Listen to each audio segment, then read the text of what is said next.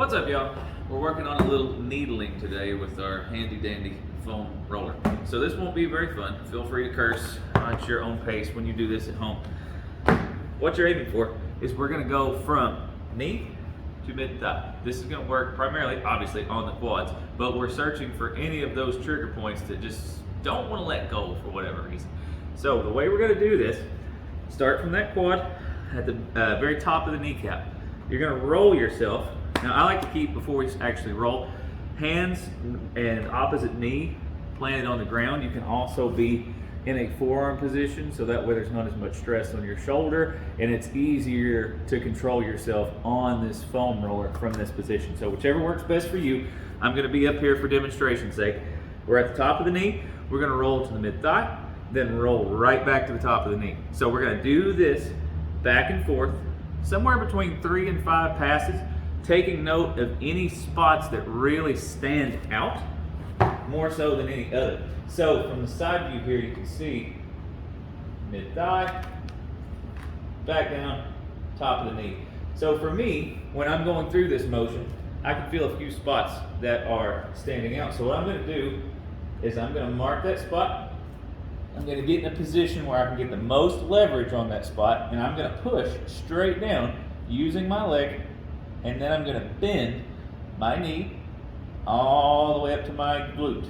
So heel to glute, then full extension of the leg and back down. Big inhale, exhale, bend, and reverse.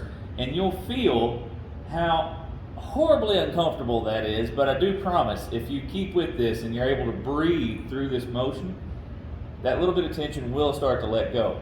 Now, you may notice from doing your passes back and forth that you find a few spots that stand out, or multiple spots that stand out. So repeat that same process back and forth wherever you feel the most tension. Now you can also get more on the inside. So if you find yourself with pains on the inside, outside of the knee, that may be an indicator that somewhere on the lateral or medial aspect of the quad may be the issue. So what you do is on the top of the knee, we're on the inside of the thigh. I'm going to roll back and forth, mid-thigh, top of the knee.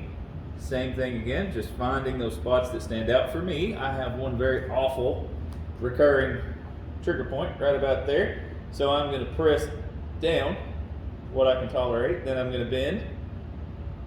Oh, that doesn't feel all that great. Oh, that extension's awful. Woo! But you'll be able to feel as you floss back and forth. That's already starting to break down just a little bit. You'll feel the reduction in that overall pain. And then once you finish with your kneeling, when you go to stand up, you may notice that's had an impact already. So add that in to your mix. Do this as part of your warm-up routine. Just go ahead and get all those aches and pains worked out of the body. And then let's see if those squats, if those deadlifts, if all those running and jumping variations feel a little bit more comfortable. Simple as that, y'all. You got this.